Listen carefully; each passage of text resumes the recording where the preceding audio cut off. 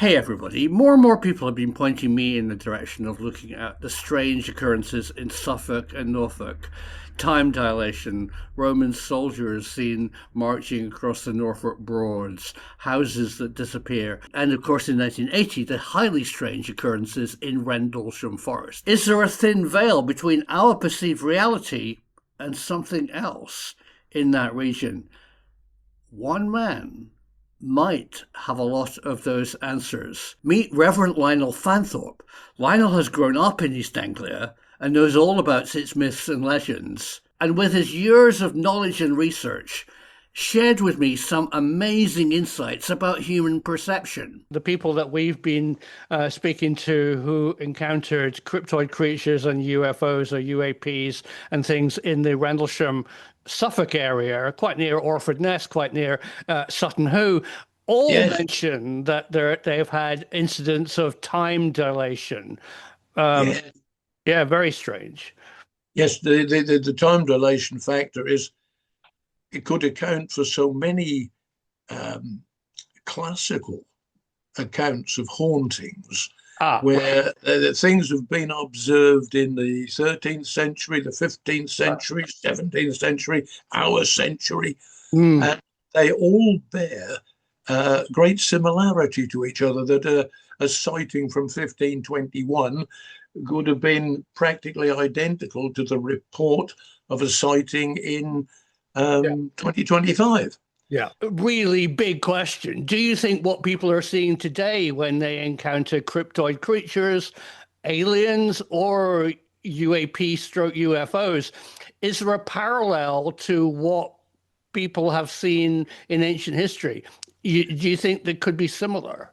I think very much so. I would say that um, things which were inexplicable to our remote ancestors in Stone Age times Uh, were could well have been visitors from another world, from another uh, living area. Because they came and went in a shining metal ship, they would have said, "Oh, they must be gods. They must be, they're far superior to us. They're magical beings." I am very, very honoured to bring to you Lionel Fanthorpe. I very much enjoyed talking to Lionel, and I know you will be fascinated to hear what he says. This is an incredibly interesting topic. I come very much as a layperson to this. My great passion is physics, and Yes. I've worked my life in broadcast television on Horizon and Tomorrow's World and that kind of thing.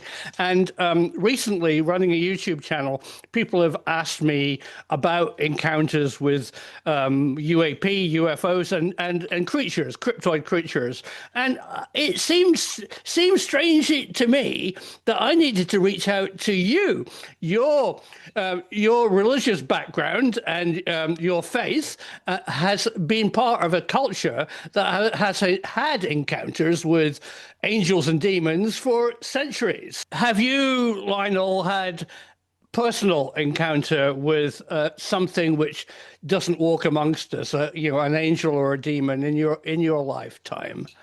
Well, I would say the nearest approach that I've had, which I would theorize could have been some sort of demonic possession, was in that famous car, the one with the number plate 666, and I was asked to exorcise it, Right. which I did, and I then drove it, and it it seemed to me as if there was something, sometimes you get into the car and you think, uh, what's the matter with her today? She doesn't seem to want to go on the road. And this had, I don't know whether to use the term reluctance or um, just a sort of uh, antipathy to whoever wanted to drive it. And but I said I drove it and had no harm from it. Good. But it's still, yeah, you can find it now on the internet. It's if you just put haunted car 666, I it'll come will. up in all its history. But that is the nearest I think I've ever come to it. If there was a demonic presence in a motor car, then I felt it was hostile. That's the word I'm looking for. Right. It was hostile. Yeah, but I can believe it, but not. I mean, I want to talk. That's fantastic and interesting. I mean, generally, I mean, people have also had unhostile, encounters for centuries. Not only have they encountered demons, they've also encountered angels. Oh yes, and an angelic presence of being incredibly kind and connecting to us as part of humanity. So it's not all bad. But do you think angels and demons and something living on it, not on our world, in our consciousness, are they real? Now that's a wonderful question, and one which I'll try to answer as best I can. I certainly think that the universe, mysterious as we can observe it to be, is far more mysterious than we have ever observed with our scientific approach, with our human approach, with our questioning approach. That if we think of the immense size of the universe and our own minute existence within it, and I would say that there is every possibility that, if you call them psychic beings or spiritual beings, that are not like us, but which can exist. I sometimes wonder if I could just use this as a parallel. Yeah. I sometimes wonder whether when we see a flock of birds or a colony of ants or a group of creatures, it's almost as if there is something controlling the group, other than individual members just trotting along by instinct. And if there is a group mind controlling a flock of birds or a stream of ants or a colony of any living creature, then does that have what we might call an invisible mind, an incomprehensible mind? So I think, yes, there's a very strong possibility that such beings can exist and do exist. And some of them, for instance, if we look outside Christianity to two other great world religions, there are the Buddhist demons. There's Yama, the demon of death, Mahatala, who is the demon of greed and aggression. Right. Then there is Vesravana, who is not evil, but is the demon of wealth and who will bless his followers and employ. There's another very strange Buddhist demon, Hayagriva, who is the horse-necked. And in the earlier depictions, he had a horse's head on a human body, and now he's just got a horse's neck with a human head. And then there's Begsti, who is the demon of war. Now, those are Buddhist demons. Right. And if we think for a moment about Hindu demons, there's the giant serpent, Aghasura. There's Keshi, who is the horse demon. Trinavata, the demon of the whirlwind, the demon of the air. And Arishtasura, who is a bull demon. And finally, Vyomasura, who is a sky demon. Right. You see, we find these, as well as looking at Satan and Lucifer and the devil, in the Christian faith. I find that quite reassuring in a way. I have this kind of thing that I say. I get very annoyed about UFO sightings. They seem to be they need to be global if they're coming here from afar. And Yes, there seem to be far more in Nebraska than there are in Namibia. And that it just seems a bit annoying. But what you've said, Lionel, is that these encounters with otherworldly creatures are a global phenomenon and yes, date back for centuries. yes. Oh, they do. They go back a long, long way. Yeah, and in the Western Christian faith, I mean, there's a lot of records and written history about people who have had encounters with them. Do you think, really big question, do you think what people are seeing today when they encounter cryptoid creatures, aliens, or UAP stroke UFOs, is there a parallel to what people have seen in ancient history? Do you think they could be similar? I think very much so. I would say that um, things which were inexplicable to our remote ancestors in Stone Age times Right. were could well have been visitors from another world, from another living area, and that just as we have now begun to visit some other planets and to explore them, Yeah. so it would seem that anything with an intelligence similar to human intelligence on a distant planet in a distant galaxy might have come to explore our galaxy and our solar system and have found simple huntsmen and farmers trying to make a living from the earth that they lived on, our earth. Mm. If they had been moral and ethical and kindly disposed, they wouldn't have hurt our ancestors or wanted to injure them or conquer. They'd have just been interested in observing them as we today would observe orangutans or gorillas and think to ourselves, well, oh, he's interesting. I wonder what he's going to do with that. Oh, he's pulling it to the next field. Right. And if they were visible to our remote ancestors, our Stone Age ancestors, Right. they have written about them. And because they came and went in a shining metal ship, they would have said, oh, they must be gods. They must be, they're far superior to us. They're magical beings. Yeah. And so when we get early accounts of sightings of what could well have been intergalactic explorers, Right. again, they might not have shared anything resembling our human form.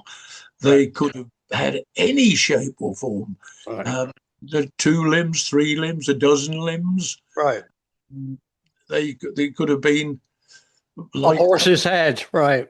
horse's head. Yes, exactly. Exactly. I think the great quote is from Star Trek. It's life, Jim, but not as we know it. Exactly. Yes, I'd go all the way with that. It's life, Jim, but not as we know it.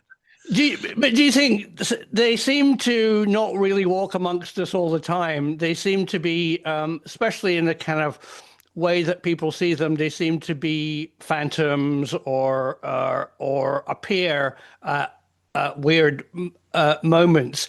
Do you think people have the ability? Have you come across people with the ability to kind of make contact with them? I mean, in the Christian faith, have had demonic encounters or angelic encounters, but also maybe alien encounters. Do you think there's some people who are more in tune with these otherworldly creatures? Well, if we think, I would go along all the way with you on that if we think of some unfortunate people who in their normal earthly lives have perhaps lost their hearing or have got imperfect vision, Right. or who have a very poor tactile sensations, that they think they're touching something that perhaps they're not, or that they are interpreting it in a totally different way. Right. So just as with physical senses, which can vary from person to person, Yeah. so there may well be what we think of as perceptive senses. And I've come across, after many years of psychic exploration and psychic investigation, Yeah. I've come across people who will tell you that, for instance, they're communicating with a tree and the tree has a mind, and they put their fingers on the trunk Mm. and will tell you that the tree is saying XYZ. And Right. there are others who will look at a beautiful sunset or at a lovely course of a river with little waterfalls and beautiful Yeah. aquatic plants in it.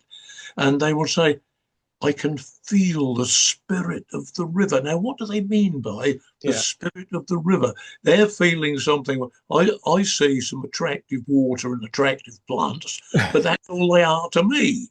Right. But a psychic friend who's with me will say, Yeah. river is speaking to me. Right. It's telling me, or it's giving me a sense of love and peace and welcoming us here to this valley. Sure. Yeah, no, I kind of sympathize with that. I was out on my bicycle this morning in the beautiful French countryside. The farmers were harvesting their corn. Yes. It was a blue sky with fluffy clouds, and I was going, "Isn't the world wonderful?" Yeah, Yes, absolutely. Yes, I could have experiences of that kind. sure. And I mean, Uh, I think we also tend to have a connection to a wider spiritual sense. I mean, often we say things like, we have a gut feeling or a premonition, or we feel yes, connected to a wider universe. I've often thought that there is a kind of a greater truth in religious belief because we are actually all spiritually connected. yes, we are. Right. Um, when we were talking a few minutes earlier about a colony of ants or a Right. flock of birds having a group mind, Right. there are situations, and I'm sure you've been involved in them over your life, as I have in mine, Sure. when you feel that there's a sort of, perhaps it's a religious group or a group who are enjoying a musical concert, Right. uh, and you feel that there's a sort of sensation of all being joined up in the audience, especially if there's been a beautiful performance and you get Sure. a standing ovation, and Right. there's that standing ovation is almost a group mind. It's Right. saying we all enjoy this. There's And a hilarious Norwich story. I really don't like sport very much. And I have a great mate who's a Norwich City supporter.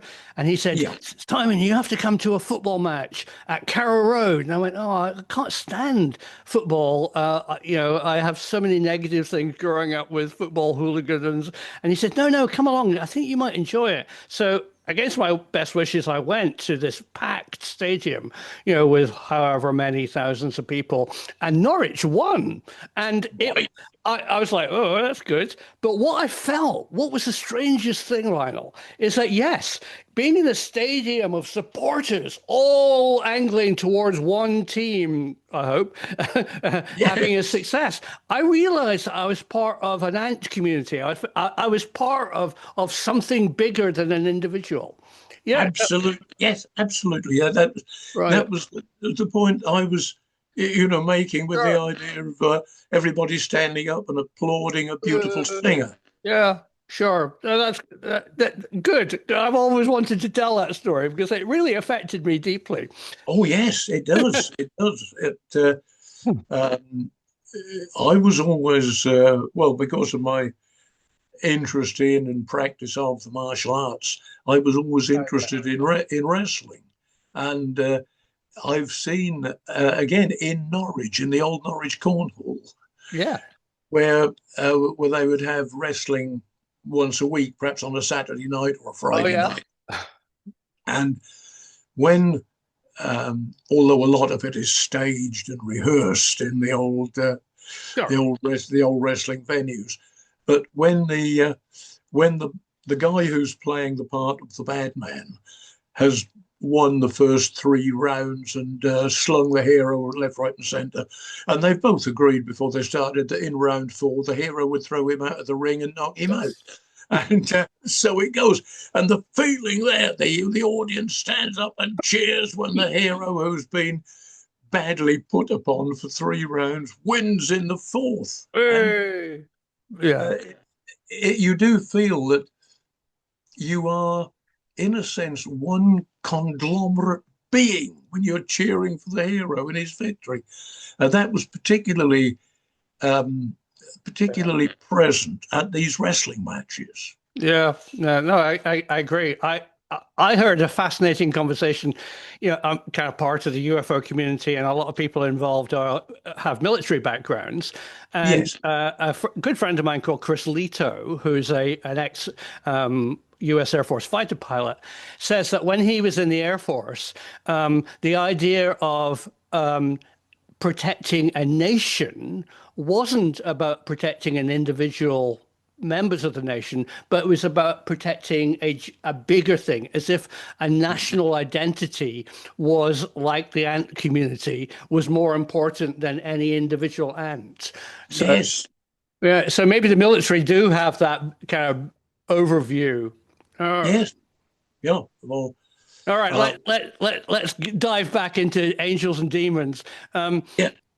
Britain seems to have a long history of people who kind of are interested in maybe evoking or having religious ceremonies outside of Christianity to ritualistically evoke demons. Have you come across people who have done that? Anything in your British history? Oh yes, in our long years of research, we have come across people who have tried to invoke demons. They tend to have the belief that even though a demon, by virtue of its name, is intent on evil and mischief and causing disasters, that they can be reckoned with, bargained with. That I mean, much of the medieval witchcraft trials, right? The witches had become witches or had attempted to use their knowledge of witchcraft to do deals with either with Satan or with Lucifer or with the devil himself, or with various other ranks, lower ranks of demons. And they would say, well, if we promise to do this or that or whatever else the demon wants them to do, the demon will in turn supply them with wealth or longevity, or will prevent the aging process, so that although she's 90 or 100, she still looks 20. Yeah. And the deals of that kind were such an integral part that those who took up black magic did it in order to gain. They would, I think we could almost call it doing deals with the demons, with the devil himself. And sure, you get things like it was usually money that was offered. The demon would offer money, or wealth in some other form, or power. Because there's this basic desire in most of us to have wealth, or the power that wealth can bring, or just to have power, to be a ruler over other people. And it's I think this idea of doing deals with the devil. The devil, right? Well, no, that's fascinating. We've been looking very closely at a UFO incident that you've probably heard of that happened in Rendlesham Forest, which is in Suffolk, Oh, yes, not yes. far from our hunting grounds in East Anglia. I was wondering, Lionel, if you had any insight into strange Suffolk. Have you heard stories?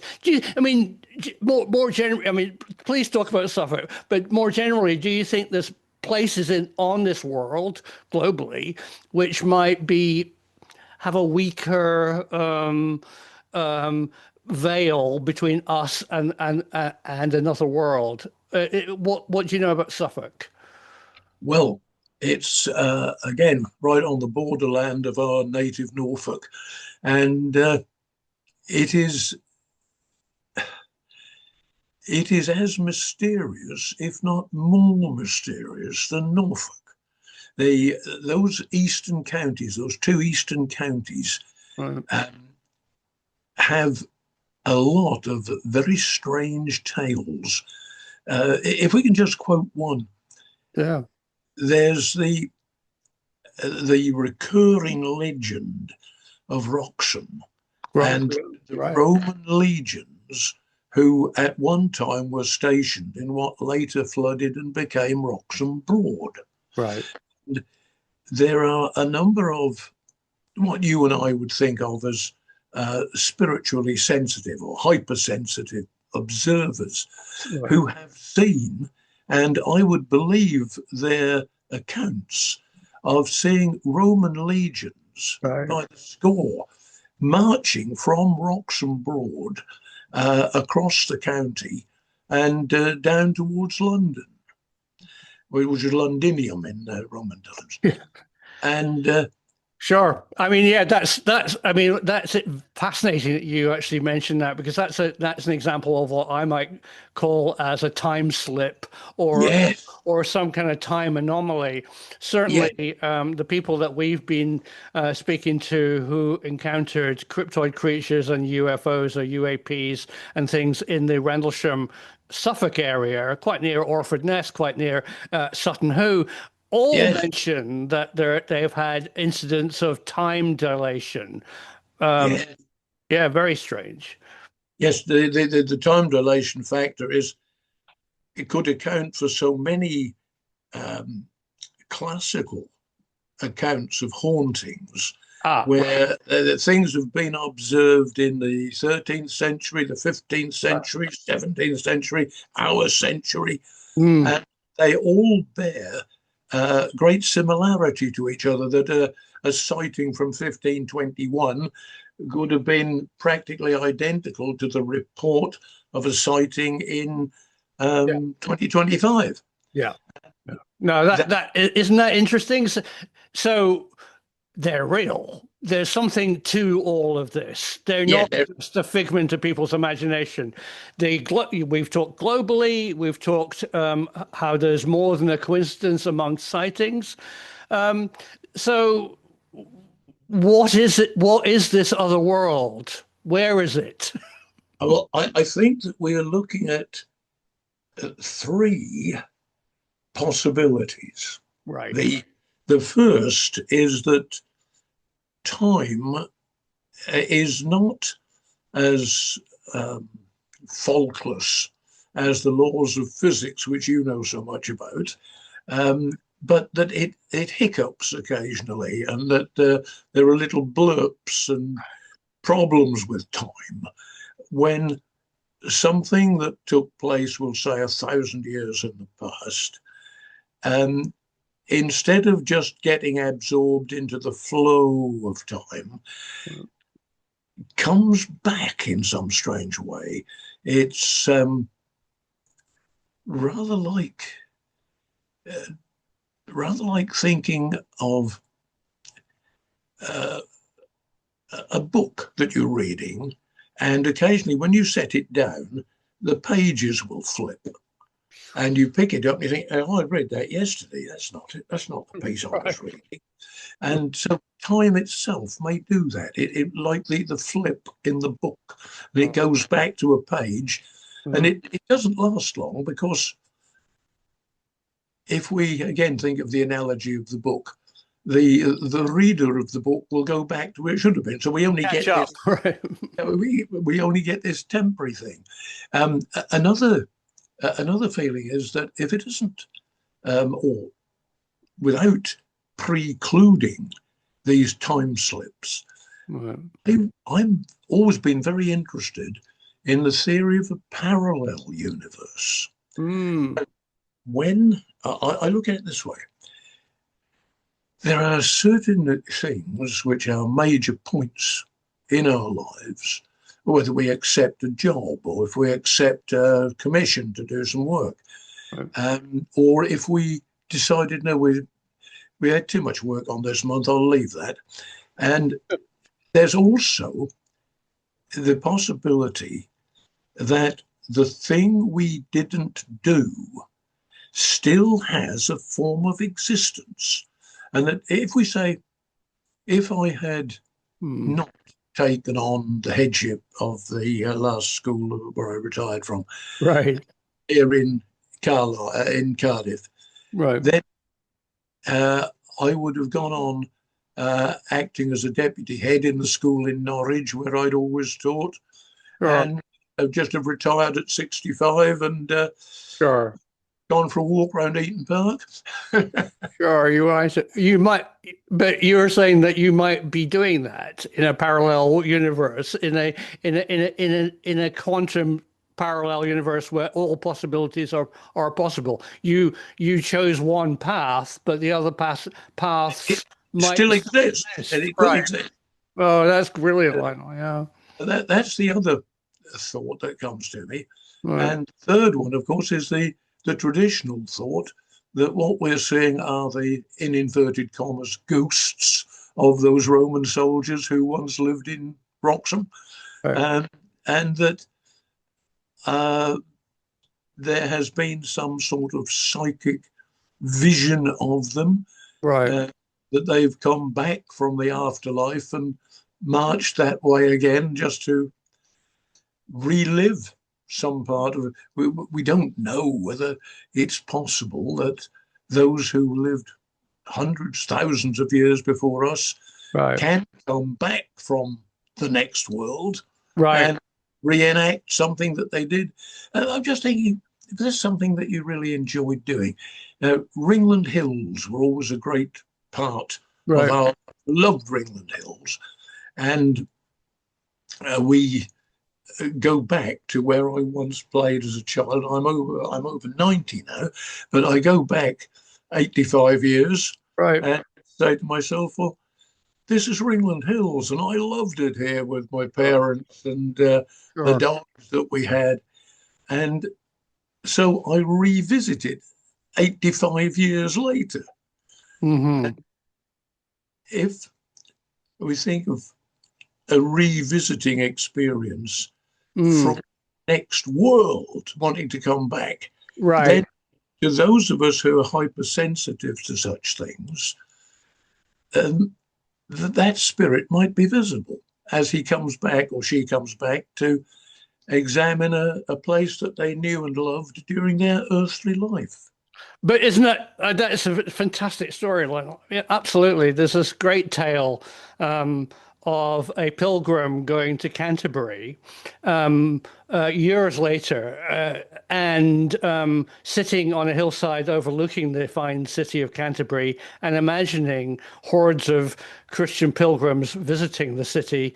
And suddenly they're there. She can hear the horses' hooves and she can see people walking because maybe they always were there. It was just about being able to tune in. You know, when you and we all go back to a childhood house or a place that we've enjoyed, a seaside holiday, as a 5-year-old, and now we're aged, it comes alive again. It's as if, Yes. isn't it? So maybe it's something about us. We have that ability to connect. Yes. A parallel universe. This is, as you say, it's something in our mental ability. And we, you see, I feel that we know, even though we have researched it for centuries, that we still know so little about the function of the human mind and its powers and because minds vary as much as our bodies do, that you can be short or tall and muscular or slim or whatever. Sure.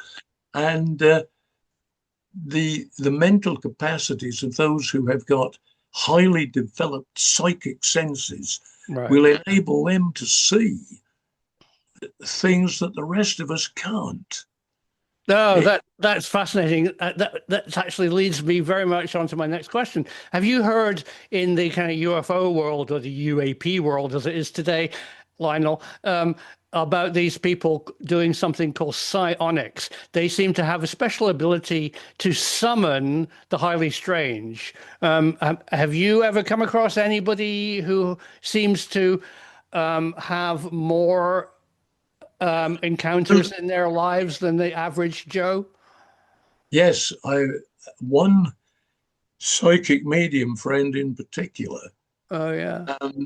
was absolutely amazing in that respect. And on one occasion, I took her with me to see the haunted car that I was telling you about earlier. Oh, yeah. And she was not frightened of it, but in awe of it. She said, there is something in there. Now, I could almost feel it, but not to the extent that she could. Right. She had the ability to, as it were, draw it out from the metal and leather structure of the car.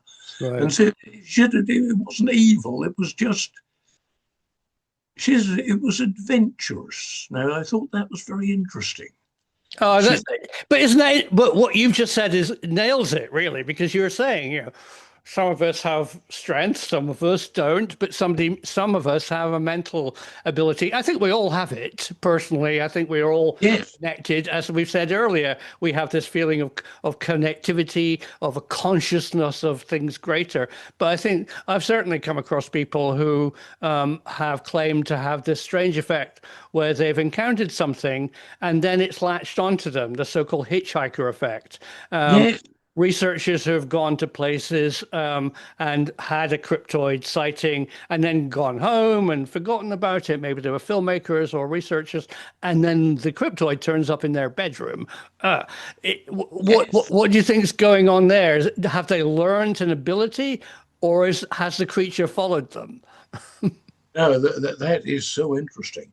I believe personally that these psychic entities, whether we call them ghosts or have retained all their mental ability from when they were alive and on Earth. Right. And so if just imagine that the spirit of the haunted car, which I keep referring back to because it was so impressive,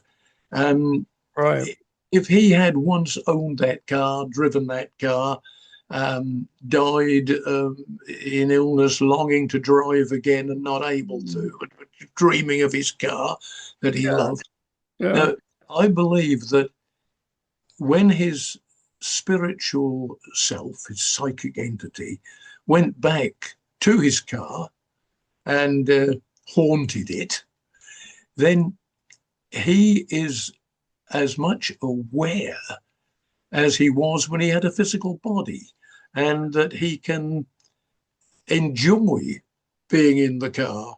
And again, when somebody like me, who was totally unafraid of psychic entities, drives the car, he's perfectly happy for me to drive his car and to almost as if he's sitting on the seat beside me. But he made his presence slightly known to you, and certainly to your friend.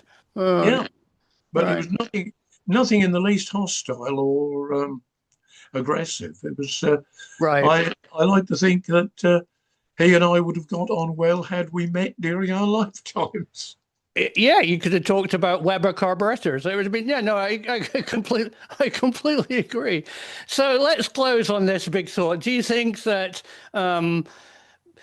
angels, demons, cryptoids, aliens, do you think they're dangerous, or they should be, or they're just there and they should be further understood?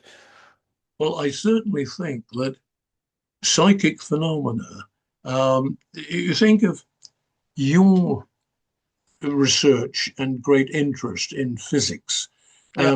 One of my daughters is a medical physicist, so I understand a little of the enjoyment that she gets from it and the enjoyment that you get from it. Yeah. And what I think is that the psychic beings, if we call them that, whether they've come from the past, whether they have come from another parallel universe, Right. whether they have come from beyond physical death as psychic entities living as pure mind and soul, I think that there's some of them, there are some of them, who could be dangerous in certain circumstances. Mm. Others who are totally benign and kind and gentle as they were in their worldly lives, Right. and who can go on helping us and bringing us cheer from beyond their earthly lives. That's how I would sum them up, that I think they're real. And I think that they have a sense of identity.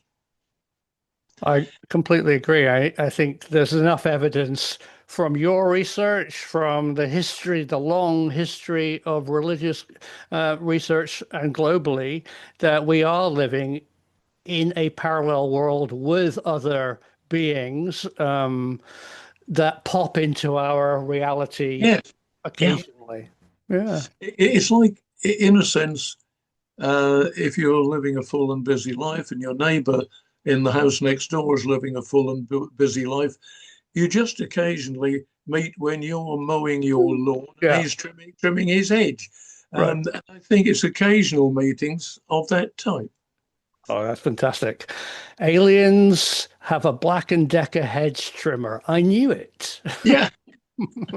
Lionel, thank you so much. It's an honor to actually talk to you at last. I followed your work for many years, and I'm honored that you should be interested. And very, very interested. And lovely yeah, to talk to you, Simon. yeah, mutually. And let's definitely keep in touch. Oh, yes. Yeah, I'm very happy anytime. If we'll say there's some particular event hits the news, if Right. a UFO or Sure.